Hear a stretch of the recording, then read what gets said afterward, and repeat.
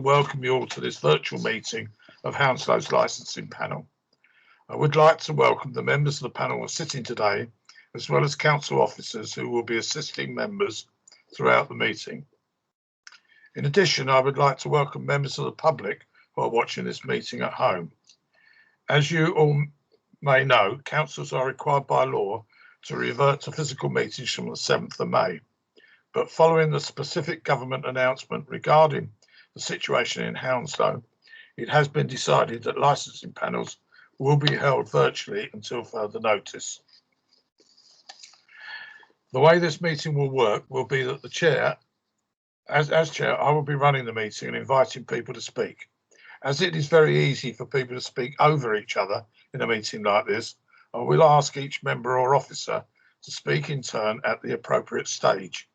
This will mean that there should normally be no need for people to interrupt or to ask to speak. However, I shall make sure that members have ample opportunity to ask questions and make comments on the reports and applications before them.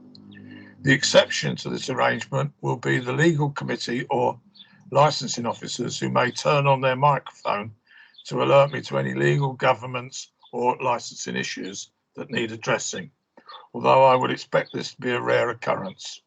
In addition, we have a producer of the meeting from our ICT department who may also contact me if necessary, but I think it's unlikely if all goes well, as we hope it will.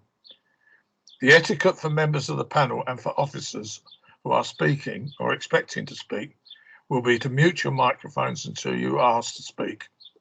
This means that only one person will be speaking at a time, and there will be no background noise, making it easier for us all to follow the meeting and also for those watching at home. I will also ask members always to say who they are when they make a contribution and to speak slowly and clearly for the same reasons. We have 3 members of licensing committee with us today to form this licensing panel, and it is we who will be making the decisions. Officers of the council will provide assistance and advice as required, but the final decisions will be made by members. I'd now like to introduce each of the members here this afternoon one by one. I will start. My name is Councillor Richard Foote. I represent Hamworth Ward and I'm chair of the licensing committee. So I now ask Councillor Tony Lukey if he would introduce himself. I'm Tony Lukey. I'm councillor for Osterley and Spring Grove Ward, chair of the Isleworth and Brentford Area Forum. I'm back on the licensing committee, having previously been on it whilst I was not the mayor of the London Borough of Hounslow. I'm not rusty. You're not rusty. Right, okay, so Councillor Giles. Yes, hi, good afternoon. My name is Councillor Gabriella Giles. I'm a member of, or I'm a representative of Chiswick Riverside Ward, and I'm a member of the licensing committee. Right, so I'm now going to ask the officers who are expected to meet to introduce themselves. Rita. Rita Pancania, Licensing Authority Officer, presenting the application today. And Baljit. Good afternoon, it's Baljit Verdi, HP Public Law, Legal Advisor to the Licensing Panel. Right, okay. We also have officers acting in a producing role from the technical side of the meeting, but as they are not expected to be involved in the discussions of the meeting, I will thank them for their help, but not ask them to introduce themselves. Can I just double check we've all muted again? It all seems to be, yes.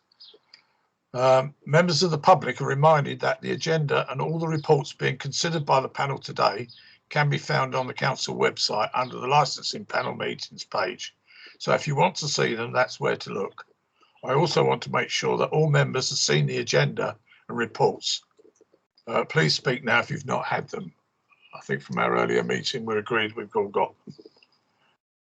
I'd like to remind members of the need to hear all of the evidence in each report we're considering tonight. Well, there's only one report this afternoon. This means you should listen to the whole debate, and this is a legal requirement. If you should find you're having any technical problems, need to log out of the meeting and come back in again, Please let me know immediately, ideally beforehand, but if not afterwards, by turning on your microphone. This will be a permitted interruption. We can then decide how far we need to recap, if that's necessary, or if the member needs to vote on that item. Finally, I would say to any member of the public listening or watching, thank you for joining us this afternoon. We hope this meeting will go well, but any virtual meetings may suffer from an unexpected technical hitch, so please bear with us. I should also clarify that this meeting is being recorded and it will be made available on the Council's YouTube channel in the next few days. Contributors to the meeting are asked to remember that they will therefore be included in the recording of this public meeting. Thank you. We will now move on to the agenda. Chair. Yes, Tony. Sorry, the lady who was here earlier on, I think she's missing now. I don't know. Bill, can you, the objector lady, you mean? Yeah, sorry. That was Miss Chatterton. Chatterton, yeah. Yep, thanks, Councillor. Yeah, she has indeed disappeared. I'll try and phone her up. Okay. I'll stay in this meeting in case she reappears. I'll just mute myself again and phone separately. Okay. Right, we'll pause to allow Bill to see if he can make contact. Thanks for spotting that, Tony.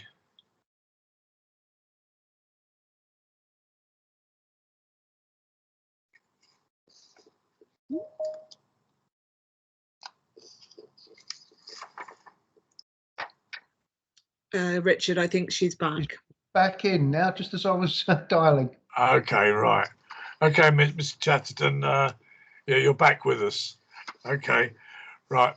We're now just moving on to the actual application.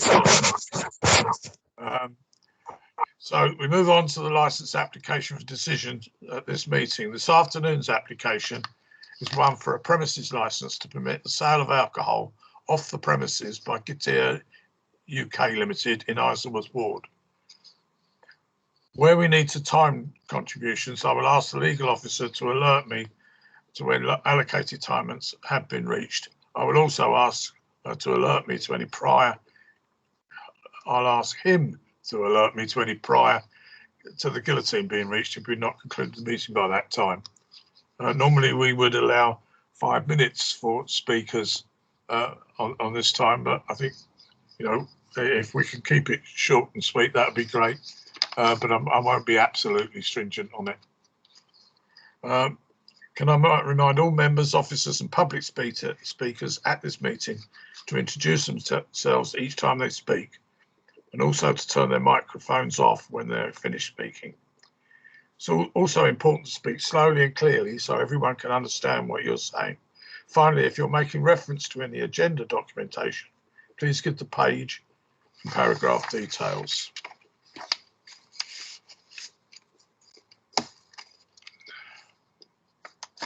Right, the procedure for this afternoon will be the officer introduction and confirmation of the facts. The officer will give the presentation of the application.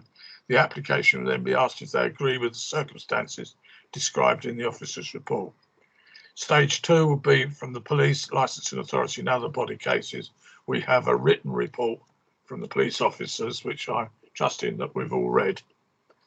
Stage 3 will be the applicant's case, and we invite the applicant to speak for 5 minutes in total, then ask any questions from all parties. Sorry, Chair, sorry to interrupt this Belgian word again. I think I'm just checking. I think Ms. Chatterton may have left the meeting again.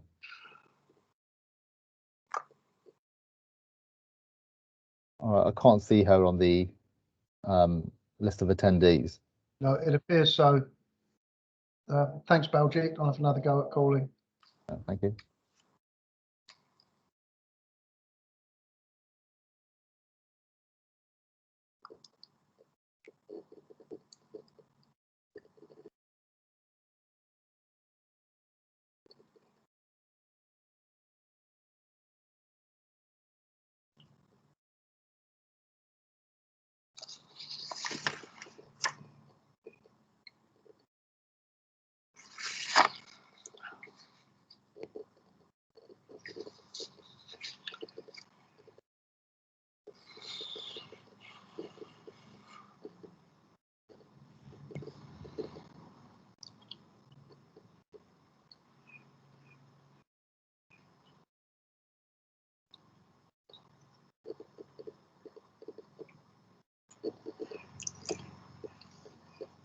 is not picking the phone up, Chair.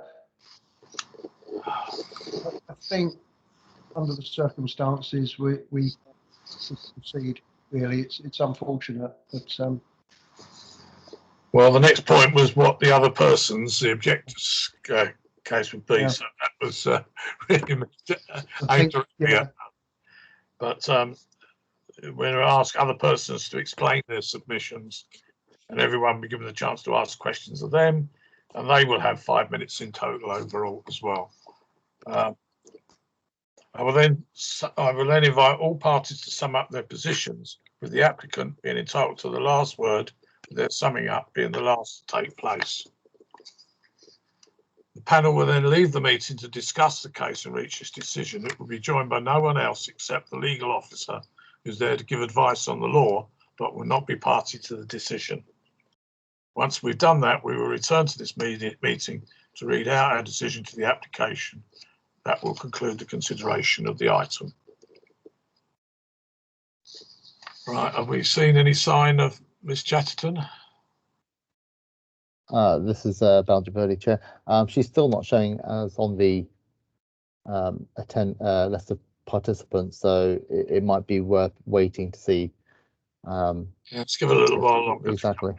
Do we know if she was joining on a phone or a laptop? Maybe her phone is what's died and stuff like that. I don't know. There was a video. I did see a Yeah. video for a brief while, but I couldn't say if that was a laptop or a Yeah, phone. you mean? It didn't look like a phone because that's usually a very narrow line, isn't it? It cuts people's ears off. well, it was a very close-up picture of her, so Yeah, I that's suspect true. it was actually a phone, Chair.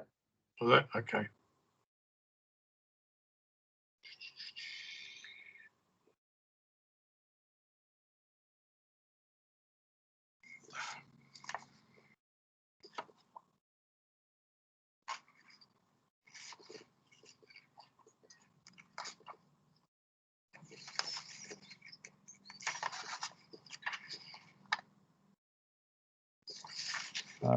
Bill, is it possible to try giving her another call? I mean, I assume you're probably already trying anyway, but I am, yeah. But of course, if the problem is that her phone has run out of yeah. use, she's not going to pick up. But I'll try it anyway. Okay.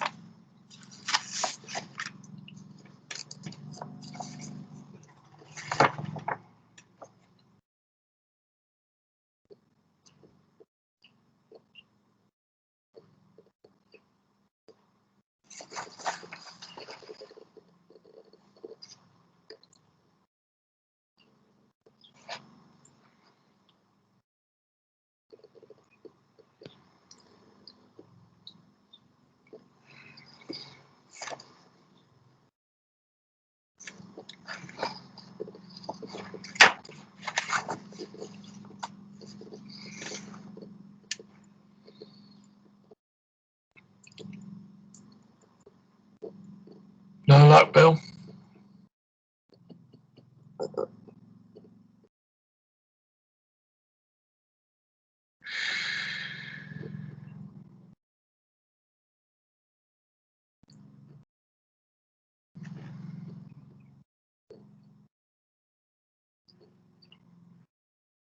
We have Miss Chatterton's applicant. Oh, Hello, Chair. Bill here again. I've just spoken to her. She's getting a message on the screen saying that it's because it's recording that it's blanking out. Now, I've no idea why that would be. It's not blanking anybody else out. no. So I've asked her to phone in. Okay. So I've she never was heard making of- contact through a laptop or something. Yeah, I've never heard of a technical issue that would cause someone to be bounced out of a Teams meeting because it's being recorded. So I don't know what the issue might be with that. This is on her own equipment. Yeah. Okay, well, let's give her a couple of minutes coming on by telephone. Thank you.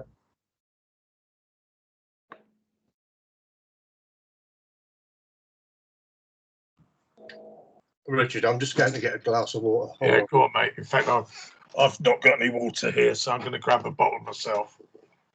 Oh, oh thanks, Ross. Oh.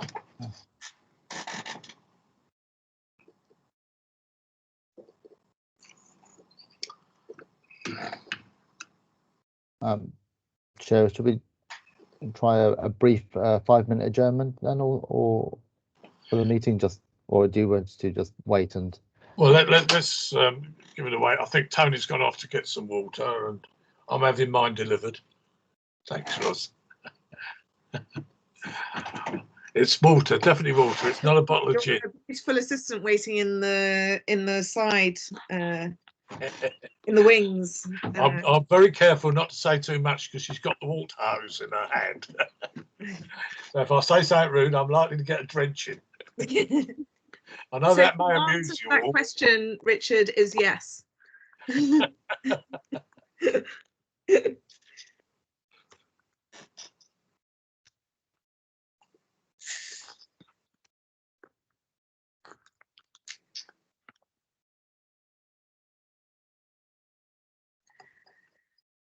Bill, for the sake of the public recording, will this be edited, or will this all be part of the? That's a technical question. I hope so. I'll have to ask ICT to help me out with that one. But, Yeah. that would be good if it, it'll make it absolutely unwatchable for anybody. Exactly, that's what I'm just thinking. Yeah. That building that Tony, that really does bring back memories.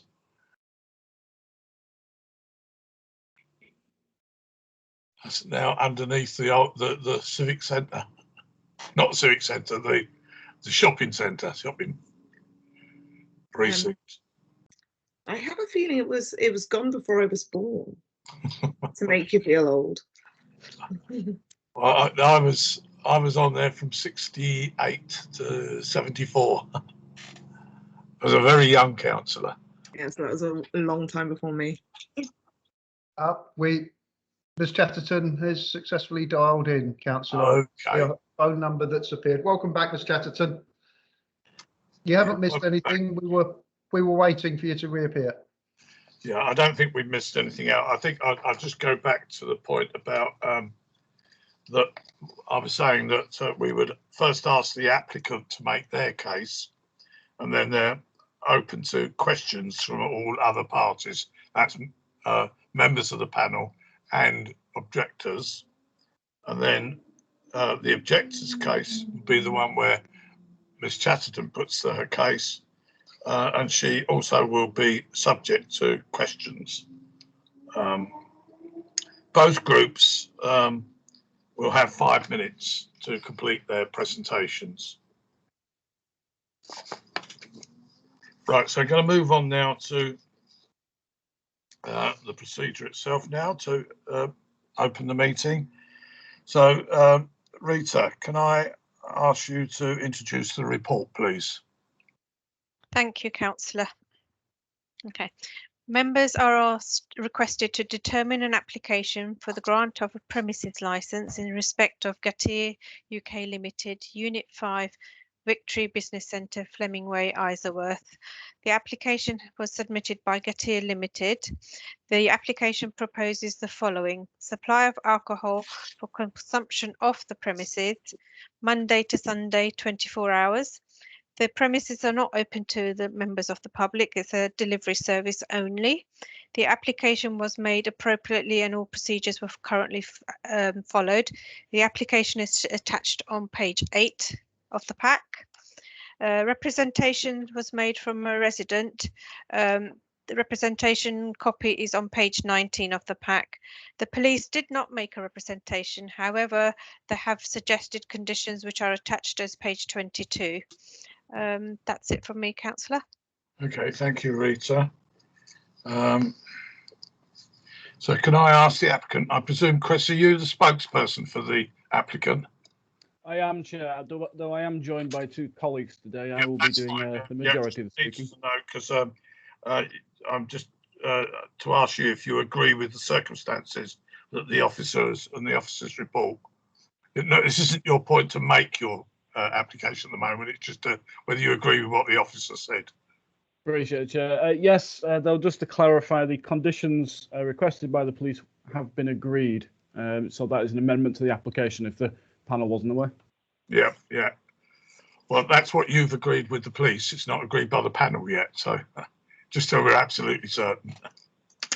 Right. So, police, now we...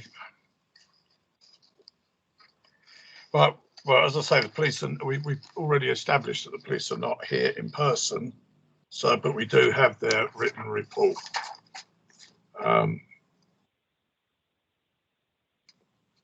Let's skip on through now. So we move straight to the applicant's case. So we now move to submissions from the applicant. May I ask them to state their name and address and give the reasons for their application? May I also remind you that you may only speak for a total of 5 minutes overall. Or we'll be a bit lax on that, but don't push me on it. Otherwise, I'll jump in quick. So the applicant, to speak to your application. Thank you, Chair, and thank you, councillors, for hearings today. Chris Nixon, representative for the applicant Getty UK Limited. In terms of address, you can probably tell by the accent, I'm in the northwest. So it's a shame that I'm not able to see you in person today, but the circumstances are very much appreciated. Chair, I will try and meet your 5-minute deadline. I'm notorious for overrunning, but I appreciate you clarifying. Councillors, I'd like to begin quickly with an overview of Getty, who we are, what we do, and how it all works. And that way you'll have a good understanding of what we have applied for and why. In terms of Getty, thank you to your licensing officer for their very helpful report. We are, as clarified, a delivery business. With a bit more flesh on the bone there, essentially, councillors, we are a shop. We are a convenience items retailer. Anything you might find in a common supermarket, you will find on our product range, which is quite vast, and I'm sure you've had a look yourselves via our app, which I'll come back to. But essentially, we sell anything from baby products, milk, spices, small electrical items, and we hope alcohol. If I may give you an idea of what Getty are, as a delivery business, we do operate 24 hours a day. And as your officer confirmed, we do not have members of public on site. We are delivery only, and we do not operate click or collect. The way this system works is Getty have their own bespoke app, which we control directly and is solely our own, as the name is, Getty. To place an order, a customer has to download our app, create an account, including verification of a proper address, and other personal details such as date of birth. Once they have done so, they are then able to make an order, which again is all done via the app. And then once an order is placed, this is then filtered down to an applicable site. This is then packaged together by one of our on-site staff, warehousing staff that we call operations assistants, and then handed over to one of our on-site drivers, all our own within the premises. The driver then verifies contents by hand to verify exactly what's there. Where an age-restricted product is present, such as alcohol, this will then verbally be reaffirmed to the driver that they must carry out a Challenge 25 check. This is then reaffirmed by their internal version of the app, which is how we manage and organize our deliveries. Again, it verifies that Challenge 25 must be carried out. The driver then leaves the centre, direct to the customer's home, hands over the order at the door, and then goes back to site. I'll come back to more on that process in a moment, or I'm sure you have questions, but to give a broader overview of Getty, we do not operate huge delivery warehouses or distribution centres. The business model of Getty is that we operate small, low impact sites, just simply many of them. And we have many, many sites across London and other parts of the UK. Our business model means we have to be close to our customer base. Therefore, we operate smaller centres, multiples of, throughout the London boroughs. As I say, these are not massive warehouses, quite the opposite. The delivery method is via our own drivers using, again, low impact vehicles, electronic mopeds being the perfect example here.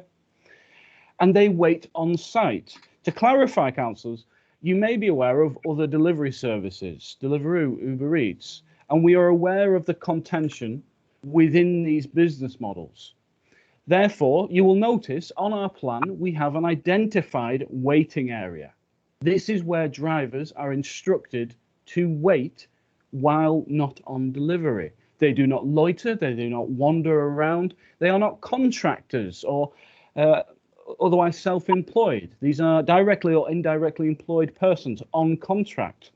They are not rewarded or penalised for speed of delivery. They are salaried. Therefore, we have immense and total control of this process from start to finish. We invest quite a lot within our drivers as well as our sites. The drivers all go through a quite heavy training regimen, lasting sometimes up to 2 weeks, including responsible alcohol retailing, driver conduct and behaviour, and road safety, with dedicated training teams to this end. Councillors, if I may address the objection directly. Quite simply, we understand why we get these types of objections. We get them everywhere. As I mentioned, we keep close to our customer base. That's how the business operates. So we operate in many residential areas, far more residential than this application. As this one, we are actually nestled in the middle of an industrial estate or business centre. Though we see these concerns wherever we go, these do not materialise into reality.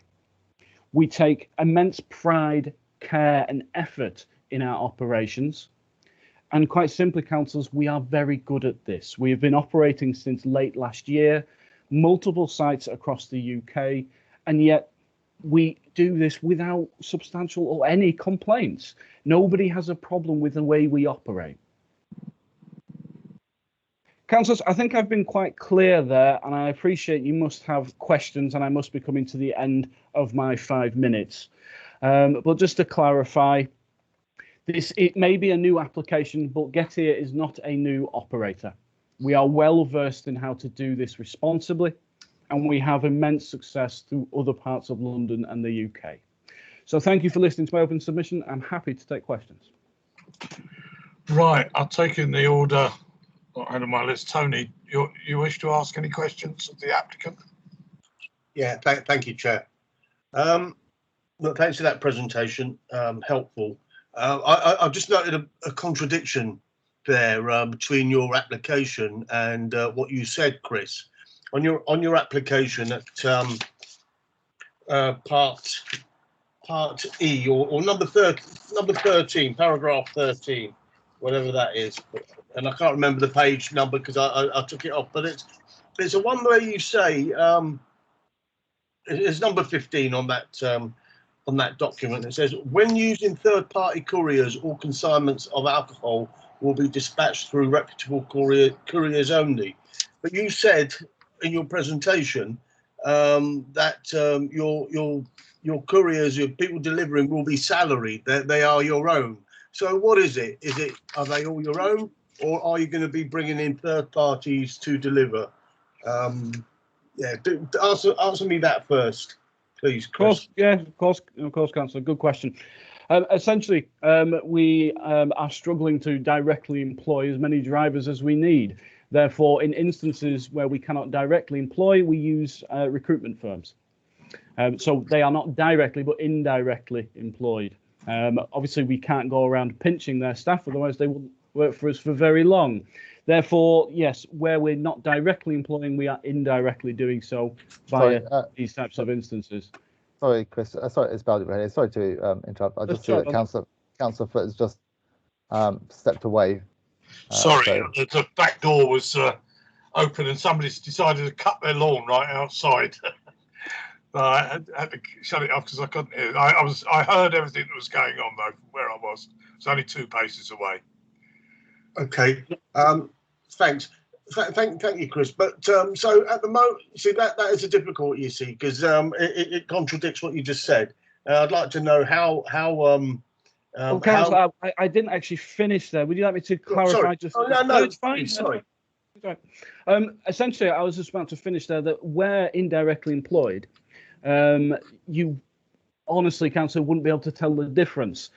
All drivers, regardless of where they come from, go through the same training regimen. They wear the same uniforms. They drive the same vehicles. They are also subject to the exact same rules. Thereby, they have to wait on site like everybody else.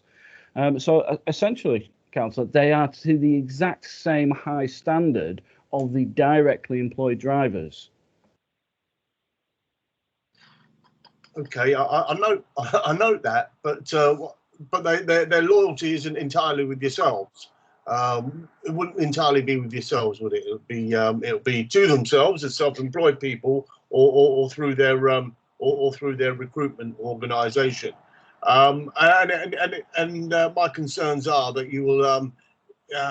I don't know how long they would stay with you, and I can't imagine the training being a long and arduous process with these third-party couriers. So I can clarify on the training if you prefer, Councillor. Yeah, in a minute. But what I'm concerned about is that people will kind of possibly cut corners, and I do see, and I'd be interested to know how whether your drivers are they on bikes, are they on motorised scooters, are they on electric scooters, are they in cars? How are the deliveries made?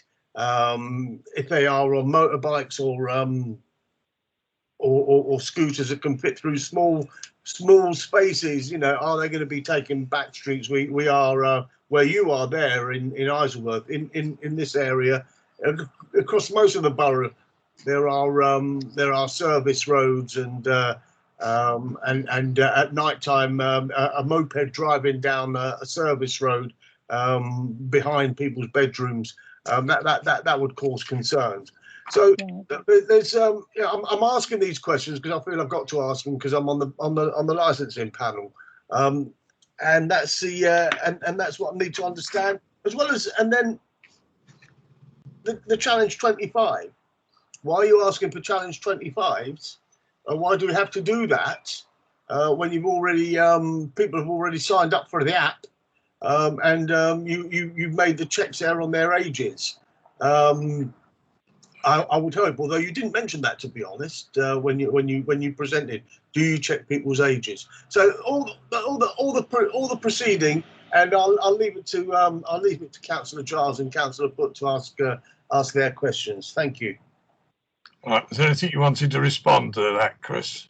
Yes, I believe that there's 3 questions I've picked out there that I can give clarification on. The vehicles, Councillor, are the electronic mopeds. These are practically silent. We do also use electronic bicycles, normal bicycles as well. These are branded, so you've no doubt seen them before.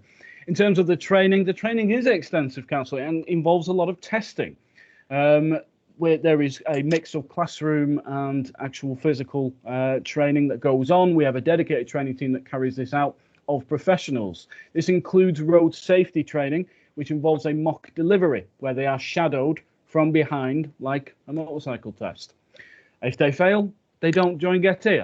And that is ubiquitous. It goes no matter where they come from. They all go through and are tested. As I say, sometimes this is 2 weeks worth of training before they're allowed on the road. Far above and beyond, I think you would agree, of many other services throughout London. In terms of the Challenge 25, Yes, this is carried out. We do train our staff in how to do this, including refusals of sales and proxy sales. Yes, we do verify the ages on the app, including prompt reminders pop-ups saying we will check ID on the door. This is notified to the customer directly. The point of the Challenge 25 counsellor is essentially we may not know that customer by face. Therefore, we exercise Challenge 25 just like any shop does, that when handing over that alcohol, our driver is satisfied, and this is in their training regimen, that that person either looks over 25, or if they do not, they must prove ID to verify their age. So I think that was your 3 questions there, counsellor, unless I've missed something. No. Right. Sorry, were you putting your hand up, Tony, or were you saying okay? I was, sorry, I was on mute and I just said, okay, yeah. Okay, Yeah. all Thank right. Okay, Councillor Giles. Yes, thank you. I've got quite a few questions. One just to follow up from what Tony was saying. So you were saying that all the vehicles are virtually silent. Obviously, with an industrial estate, noise echoes, there's kind of concern of disturbance to local residents. So are drivers expected to use their own vehicles, or do you provide these for them? Thank you, Councillor. No, we provide them. These are branded vehicles, so Okay. they do not use their own vehicles for deliveries. In terms of the noise and the echoing, yeah, we recognise and appreciate this. This is why all operations are conducted within the premises. As mentioned, the drivers wait on premises. The product is packaged within the premises. The only time they will be outside is when they are leaving on delivery using these electronic vehicles. That's fine, and I see that from the plan that you've noted it. You've labelled it courier room. So is that what you're defining when you talk about the space for the couriers? Correct. Yeah. Okay. Correct. Fine. Yeah. Correct. Okay. Just wanted to clarify that. And then to go on to what Tony was or Councillor Lukey was saying about the Challenge 25. So obviously, you're delivering 24/7. People can book a slot at whatever time they want. Obviously, there is, you know, I grew up in the Borough. We had a thing called Dial a Crate that I think many of my contemporaries are aware of. But then there was never any real checks and balances into kind of verification of age or even intoxication. So what policies do you have other than the verbal check? And is there an audit process to make sure that if something did happen, how Getty would be protected, for example? Because I think kind of knowing that there is a regular audit process in that would be quite useful to see what you do as a business to ensure that you're not supplying alcohol to individuals who may already be inebriated, who have already downloaded and verified the app, but it's very easy once they've logged on just to go, right, we'll order whatever else. Or you know, otherwise intoxicated, should we say. Yeah, so I think that's the question I'll ask. I think, you know, and obviously there's an underage aspect to that as well. Sure, thank you, Councillor. Good question. So in terms of Challenge 25 and intoxication, yes, this is an issue we take very seriously, and yes, we are aware of shortcomings of other firms, and this is a key part of the training regimen for the drivers.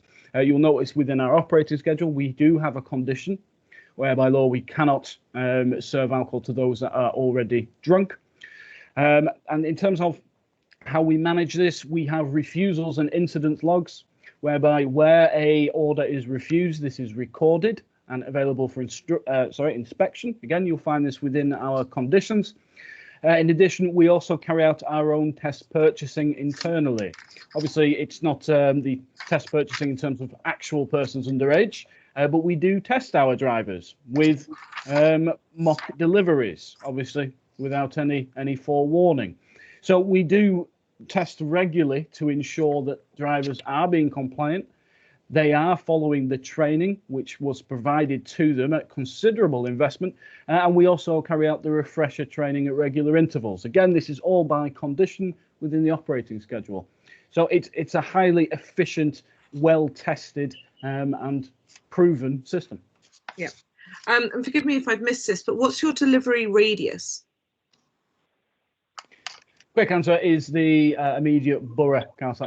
As I've mentioned, the way Getty works is we have multiple sites throughout the London boroughs. Therefore, our radius is never massive. You know, you won't have to wait hours for this thing. That's the whole point of the business. But essentially, you could see it as borough-wide of Hounslow. Yeah, no, it's just because I'm considering that we're a very long, thin borough, and so like you know, it can take an hour to get from one end to the other. So it's obviously knowing if it's just like the immediate vicinity of Isleworth and say like a 3-5 mile radius versus you know, a 2-hour round trip for one of your drivers. It could be. We are well aware and appreciate the difficulties of getting through London on any vehicle. But essentially, yeah, the immediate borough will be the most accurate description. Where we were to the top of Hounslow, for example, it may go to a site that's in a separate borough. It really depends on the location of the sale. Yeah, and so obviously you're not crossing borough lines, as it were. It sounds very kind of county lines-ish, but essentially you may do, councillor. I mean, there's no physical restriction on within licensing as to where you can go. For example, you know, Amazon orders, they can travel just about anywhere. So it really depends on where the customer is as to which site is selected. And then the other piece I was going to ask is about delivery slots and times. Is it kind of more like a delivery thing where we'll get to you as soon as we can, or do people do like Tesco's, where, or like any other supermarket? I don't know whether I should be labelling companies, but or supermarkets where you have to pre-book a slot. Both is the quick answer. You are able to put in a preferred delivery time. So if you want to pre-order, like you say with a Tesco's example, or you can just say as soon as possible. We'll get to you as soon as possible. Okay, fantastic. Chair, I think those are all my questions for the moment. Okay, thank you very much, Gabriella. Right, I've got a couple. Right, I see in your application you are asking for the premises to be open and presumably all of the deliveries, because there's no point having the premises open 24/7 if you're not delivering 24/7. But can you give us a reason why you think that your service ought to be on a 24/7 basis? Thank you, Chair. The quick answer to that is quite simply we are 24/7. Our customers form a core customer base that regularly come back to us for orders, and this can be late into the night. To give an example here, the most popular product at night is actually milk, followed closely by phone chargers. So the application has been made to meet our current operation model, which is 24 hours a day. Well, that's I mean, we're not licensing the delivery of milk. So we're licensing the delivery of alcohol, which is very, very different, you know. Tell that to any 2-year-old child. But you know, from that point of view, that's why I'm asking: is there a need for 24/7? Can I? My reason for asking this is because the area that you are setting up in is described in the borough plans as a residential warehousing area, or part residential, part warehousing. We, in our licensing rules, we clearly distinguish between the nighttime economy and the, if you like, the normal economy, and we have core hours. I don't know if you're aware of those in Hounslow's applications, but those core hours from 0900 to 2300 Monday to Thursday, 0800 to midnight Friday and Saturday, and Sunday 10 till 22:30. Is there any reason why you should think that we should not impose those sort of hours upon your operation for this delivery of alcohol, not the delivery of milk? Thank you, Chair. In terms of just going back a step there of why 24/7 and is there a need? The quick answer there, Chair, is yes, because there is a demand. Our core customers at this time are the late night workers. And yes, they would like a drink at the end of a very long shift, no doubt. And yes, we would like to fulfill that order. I will clarify here that alcohol demand late at night is actually very, very low. In terms of our total offering, alcohol only constitutes about 2% of actual sales. It is a small but very important part to our business. As with any shop that you might do, if you were to wander down to Tesco's, for example, you buy multiple items, alcohol may be part of that. In terms of the core hours, yes, Chair, I am asking that you grant the licence outside of this policy, and that is for one simple reason. The core hours policy is geared towards the fact that members of the public are on premises. They are in the public space. They will be going through public areas on their way home. This is the justification behind your policy. Our service is the end part. We go to persons' homes. They are already at home when we make a delivery. If I may preempt the question in terms of the concerns about this, councillors, in terms of undermining or promoting the licensing objectives, the law requires that our end customer is not underage or drunk. This is where our responsibility and our connection begins and where it should justly end. That is our role as a responsible retailer. Therefore, quite simply, we don't believe there is a risk. We are not delivering to public spaces, not to bus stops or parks. We are going to people's front doors. So we believe that this does not actually fall within your core hours policy because members of the public are not on the premises. I mean, you've actually picked up on my next question, because nowhere in your list here do I see you saying you're not going to deliver to open spaces and to parks. And I certainly would be looking for that as a condition in there, that would not be happening in there anyway, whatever the time of day was. Chair, if minded to grant the licence, I would have no objection to a condition of that type, because that's exactly what we do. Okay. Can I just go on further than that? You talk about the vehicles deliveries being electric mopeds or bikes. What about, I mean, if there's an emergency where there are none of those available, would you substitute any other sort of vehicles? Yes, Chair, but these would still be Getty vehicles. I mean, the exciting question, Alworth, that is what we use at the moment, e-mopeds. If we were making deliveries late at night, obviously that will be our primary use. We do have other vehicle types, but primarily we use our own. If you're asking, would we ask employees to use their own vehicles, the answer is a firm no. These are branded vehicles. That's part of the point of the business model, and therefore we always use our own where we can. Okay, so you're not got a van round the corner with a very powerful diesel engine in that's going to rattle all the way up the Hounslow High Street? No, Chair. To clarify, we don't actually use any four-wheel vehicles. They are all two-wheelers, which are mopeds and electronic motorbikes. Okay, right. On the other side of the coin, stock deliveries. There's no limitation on that. I see that that's 24/7. Is there a reason for that? And I presume they're not on electric vehicles or bikes. No, Chair, I'm not aware of an electronic vehicle that could do such a thing. But yes, we do get deliveries. These are primarily during the day, normal working hours. It really depends on the suppliers.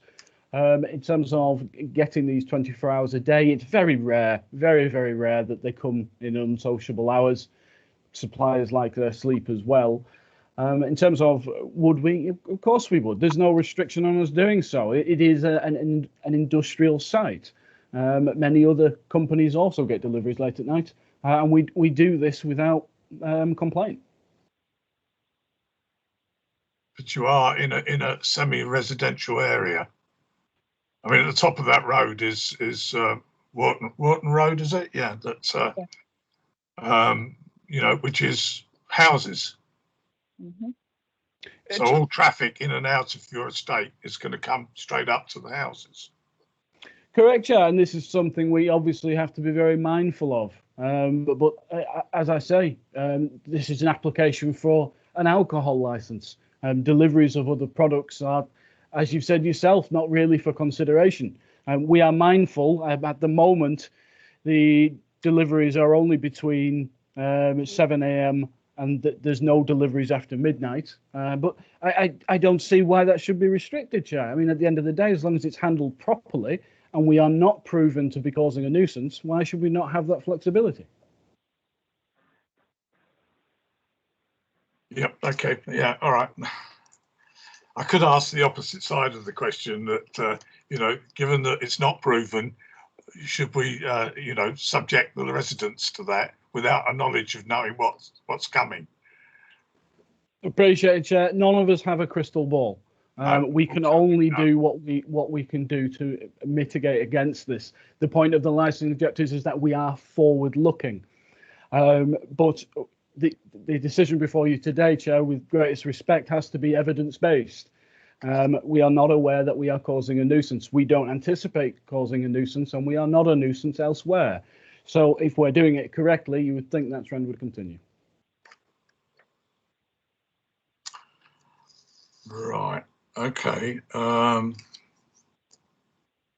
That's all of my questions for the time being. Chair. Can I just go? But yeah, I was just going to come back to you. I was just go round my colleagues again just to see if they. Well, before I do so, Tone, can I? I'm going to go to the objector, who I think is still with us. Is she? Or Yeah, fine. Yeah. Yes, you are. Can I ask you if you have any questions of the applicant?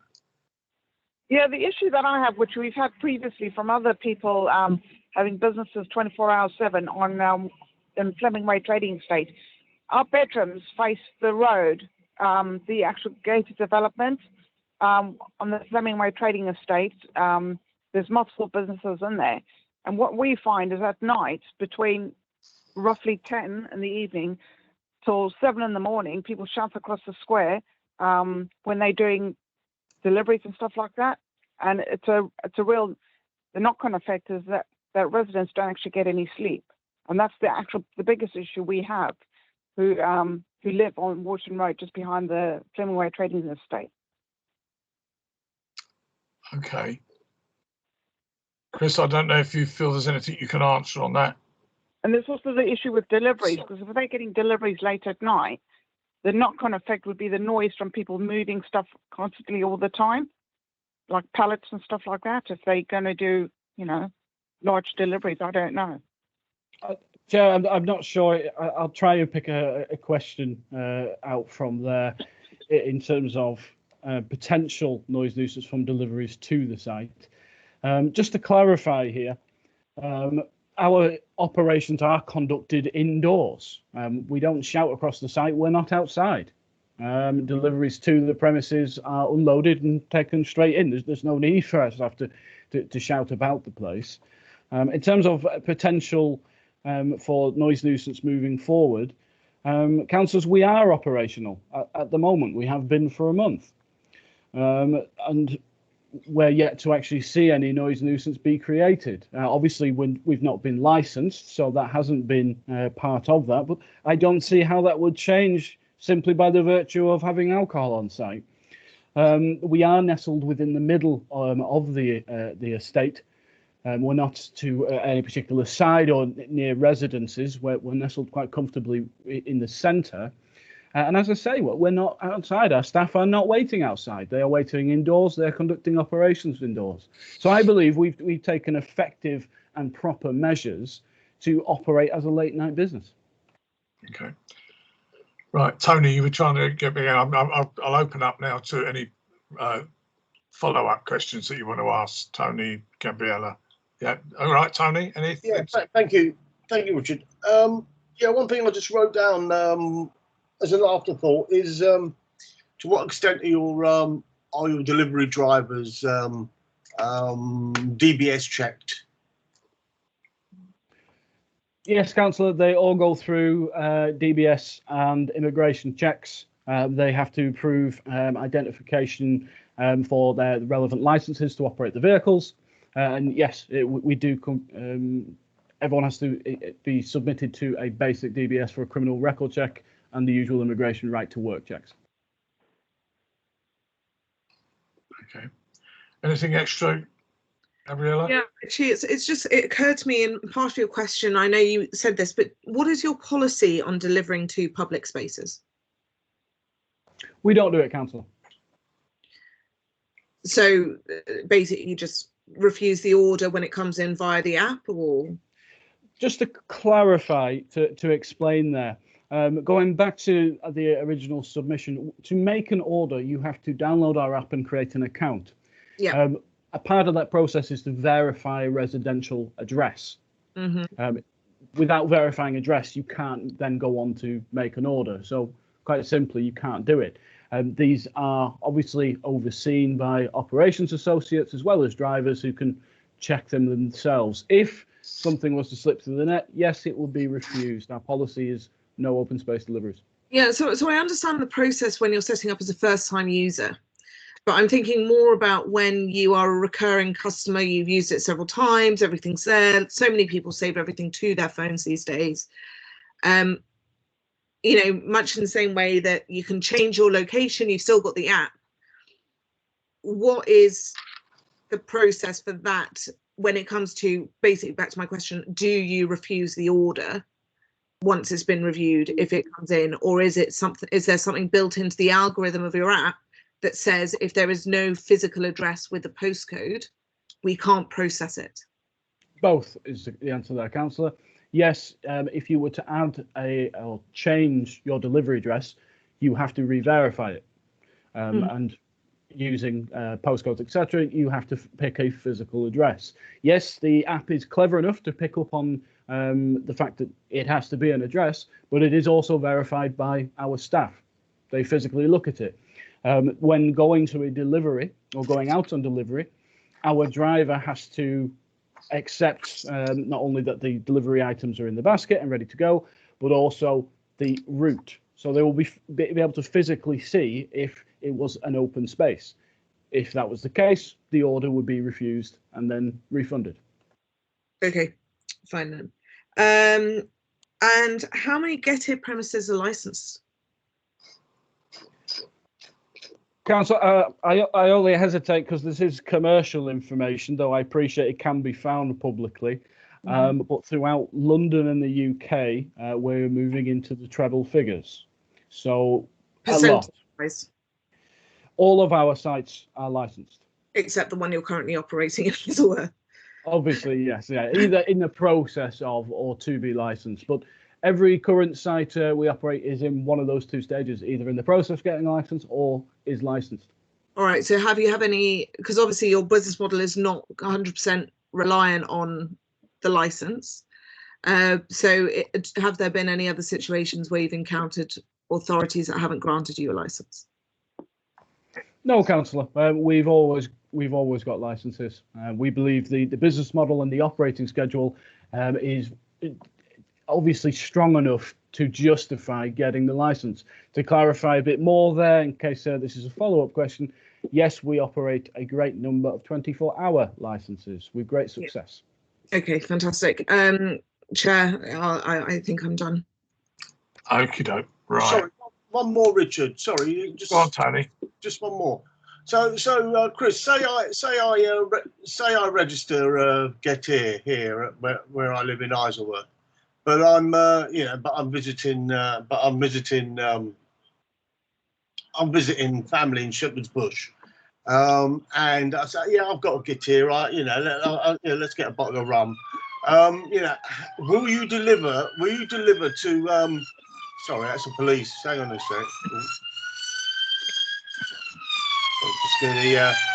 So they're getting close to you, Tony. I was going to say the same joke, Richard. I'm by the hospital. That's why. Look, so say can you deliver to an address that's not on your records? So if I'm if I'm in W12, will you deliver there on my account? Assuming it is a verifiable residential address or business address, and yes, of course, you would have to verify it via the app. Verifiable in what way, though? An actual address, councillor, and not a bus stop, for example. It would have to have a house name or number. Okay, all right, okay, all right. Thanks.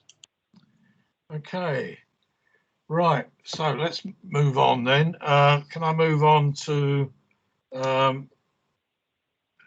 we got a lady with us? Yeah. Me. Yeah. So, do you want to make it's your chance to make your case? Well, so the only issue that I have is the traffic going in and out of Flemingway Trading Estate, and also the noise from the Flemingway Trading Estate onto Wharton Road. So this will be 24 hours. The impact it's going to have on the traffic going up and down the actual road. And the other issue was earlier with the noise level of people talking, people coming in using cars, vehicles, whatever, and the noise at within the square bounces back onto the actual back of the houses. That's the only issue I have. Okay. Any questions of the objector, Tony? Not apart from you get that anyway. You will get traffic into into Fleming Way from Wharton Road, and I do understand the nighttime stuff. Yeah. Do you accept that the vehicles that this company will be using are going to be silent? They'll either be push bikes or electric mopeds. We don't know that for sure. Like I've seen a couple of GTIR motorcycles up and down the road recently. But if they are going to work 24 hours a day, are they going to have other vehicles other than just mopeds and things like that? Are we going to be subjected to heavier vehicles offloading stock to their warehouse? The knock-on effect of that. And then, can I just interrupt you? Our objective here is to look at the licensing of the sale of alcohol. We cannot control the delivery and the sale of lettuce leaves and tomatoes. That's totally legal and doesn't need a license. So our only leeway is looking at licensing categories. I'm sorry, I've interrupted you, but it's important that we clarify that situation. And that goes for deliveries of that goes for stock deliveries as well as for deliveries out to personnel. So, even if we said that you can only deliver alcohol between the hours of 8:15 in the evening and 8:45 in the evening, they could still have vehicles going out 24/7. Because they'd be delivering lettuce leaves and tomatoes or the like.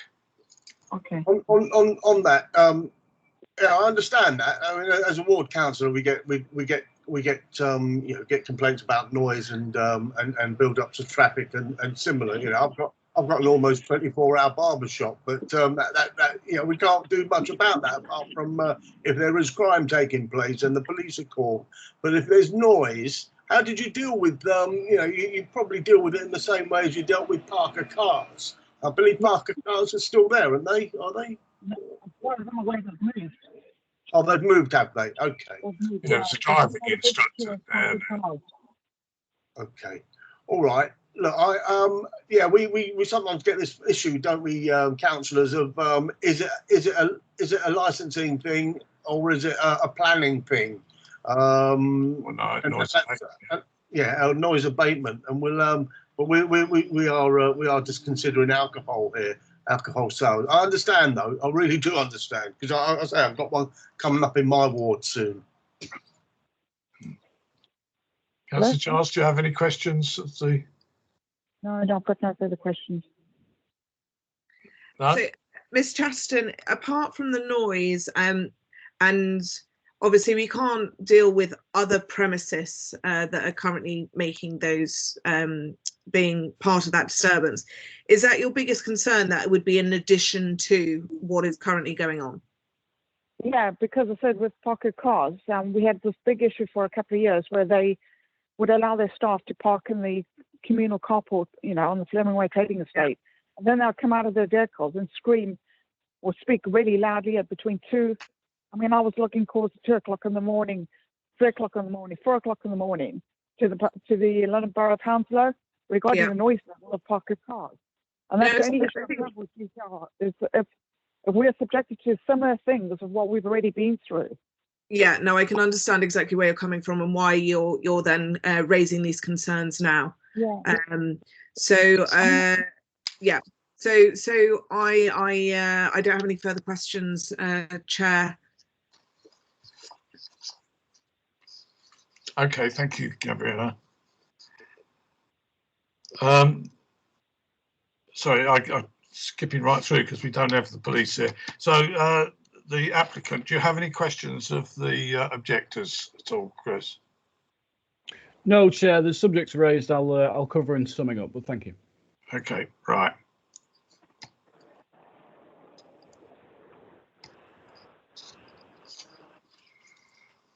Right, we're now, in fact, that's where we're going to summing up. So I would do that in the order of the objector first, leaving the applicant to speak last and have the last word on this. So, yes, Ms. Chatterton, yeah, do you have anything to say in summing up? But if you could please stick to things that you've already said. It's just really summing up what you said. Please don't introduce any new matter.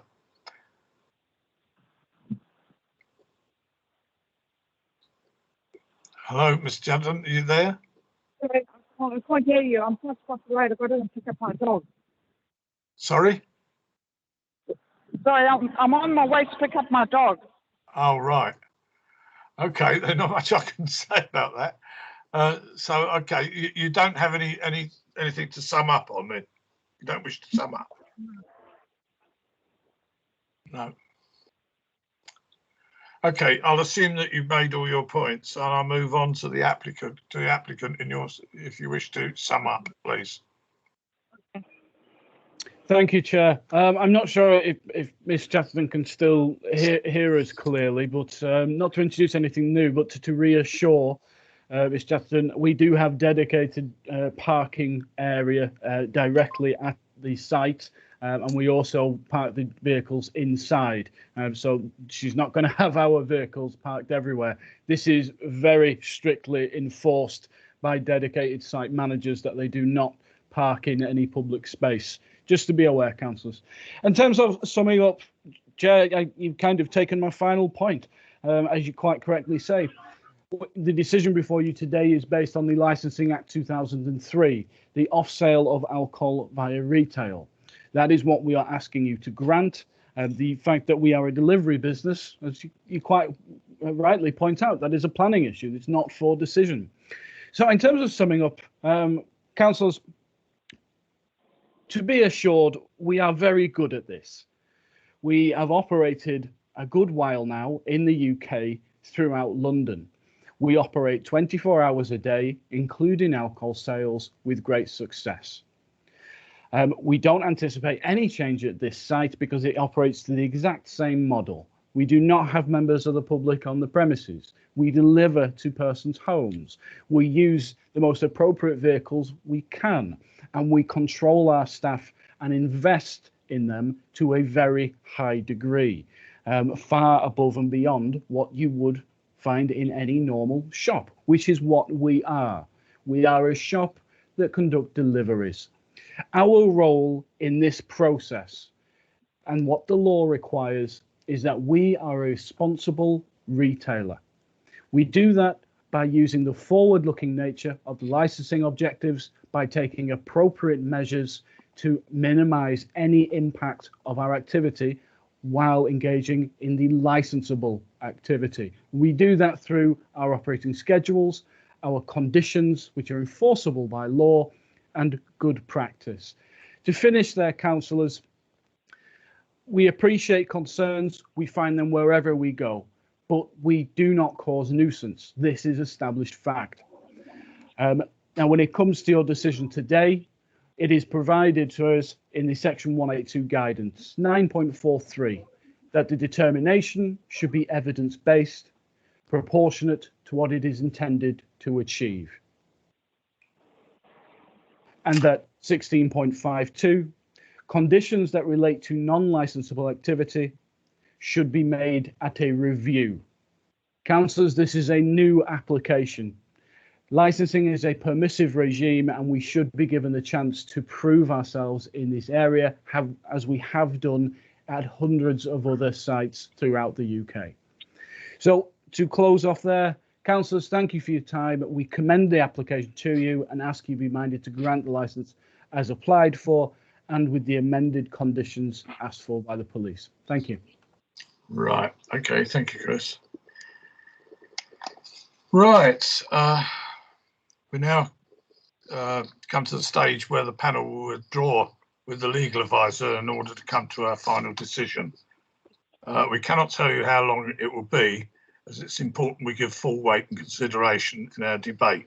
However, if we feel that it is going on, we would try and get back to you within half an hour of our withdrawing.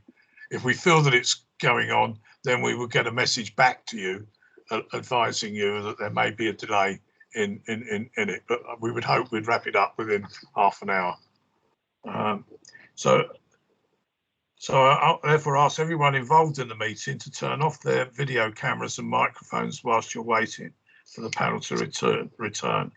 The meeting will still be live and viewable by the public, so please don't talk to each other with the cameras and the microphones on, as this will mean you are overheard and you might be saying something you don't want to know, don't want others to know about.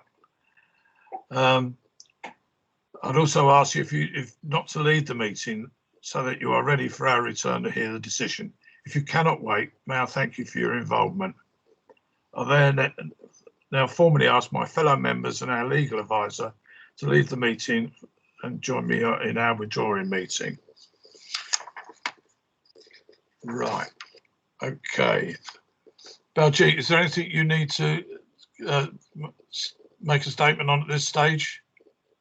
No, Chair. I think the panel's covered everything and everything was fairly clear. Okay, so can we, Tony, Gabriella, Baljeet, myself, withdraw to the other room? Okay. Thank you, and we'll be back as quickly as possible.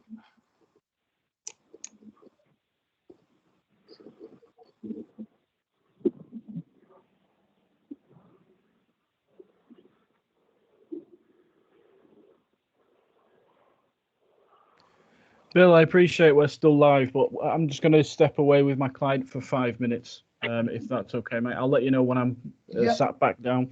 But if you could, I doubt they'll be that quick, Bill, but if they are, please, I've sent hold off for 2 seconds. Yeah. Thank you, mate. Thank you. Not a problem at all, Chris, but thanks for letting me know. Cheers, Bill.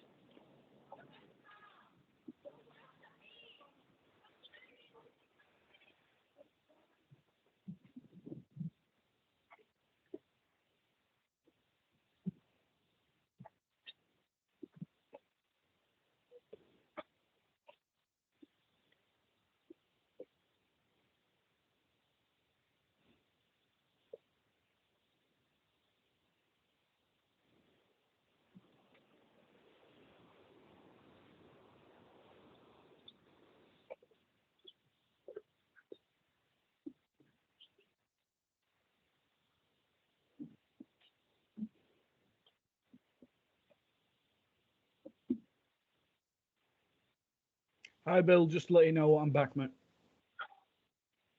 You will not be surprised to hear that you haven't missed anything, Chris. I'm not surprised, but thank you for confirming. Mate. I will sit and wait patiently like everybody else. No problem. Okay, thanks.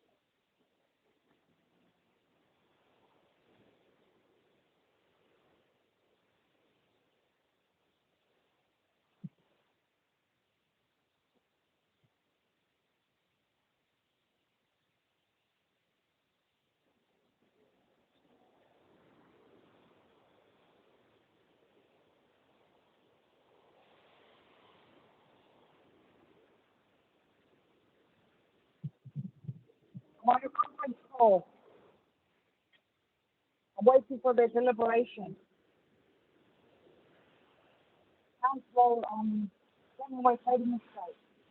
We've got a business that wants to operate 24 hours a day. So there's negotiations going on. Oh, yeah, anyway, I'm rich. I'm serious. I'm energy. Okay, hopefully, we'll have it. If I don't speak one here, not going to the sea, right, yeah, no, place to make no children. It's all turned down in what it is now.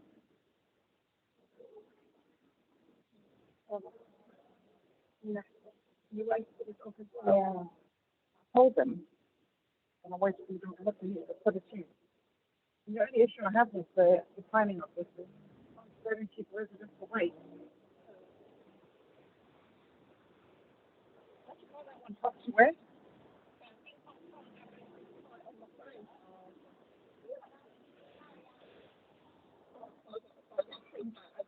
Oh, hello, Ms. Chatterton. I don't know if Ms. Chatterton, I don't know if you can hear me, but you can mute your phone if you push *6.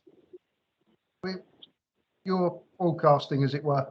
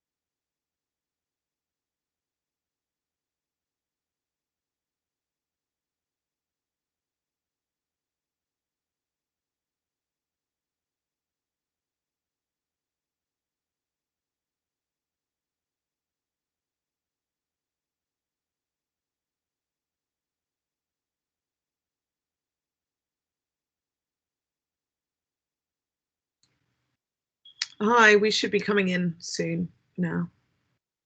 Thank you for your patience. Hello, Councillor. Hello, Councillor. Hello, Baljeet.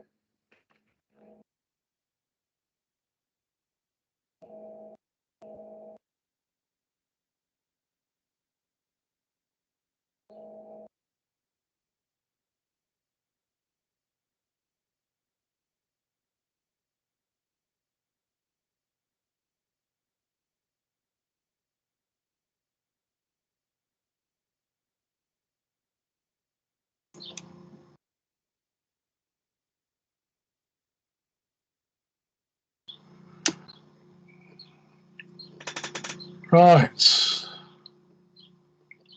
Are we all here? All my team's here. Is all your team there, Chris? Just myself, Councillor. I've said I'll get the decision for them. There's no point all of us hanging around. But yeah, I'm here, so happy to take the decision.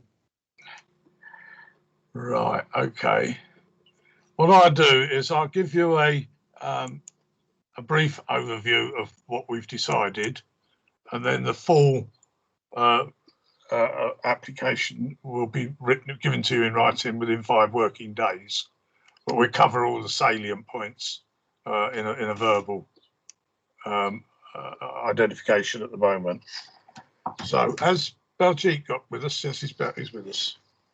I'm here, Chair. Okay. I'm sorry. It's all right. It's all right.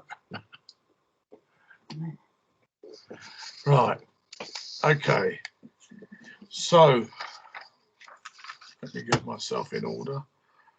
Where we're aligned today, we've agreed the acceptance of your application, subject to the conditions that were put on by PC Pello from Hounslow Police.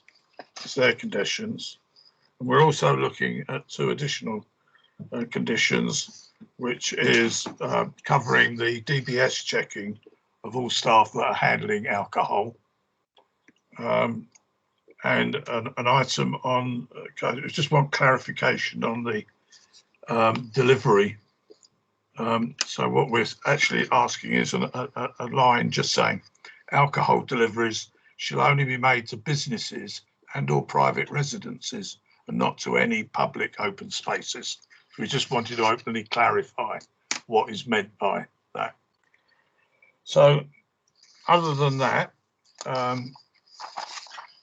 that is all we've got.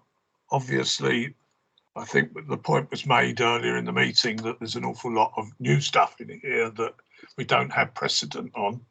But if there are problems coming up, then of course residents are fully within their right to ask for a review of the licence with those items at that time. We can only ask, but we would ask that if you were to let the residents that ask for it have a telephone number or a contact that they can reach you on to make any complaints or conversations with on that time. We can't enforce it, but we just ask that perhaps you would like to consider that. Happy to, Chair. I'll pass the instruction on. Okay. Other than that, I think that is the conclusion. Are you okay with that to my 2 colleagues? Yes? Good. Thumbs up all round. Anyway, so thank you very much for your attendance. One more meeting to go before the end of the day. And then another day comes up. But anyway, thank you all very much. Please be careful. Look after yourselves. And we'll speak again soon. Right. Thank you. Bye-bye. Thank you, Councillors. Bye. Thank you, Chair. Thank you. Thank you very much, everybody. Thank you, Bill. Thank you.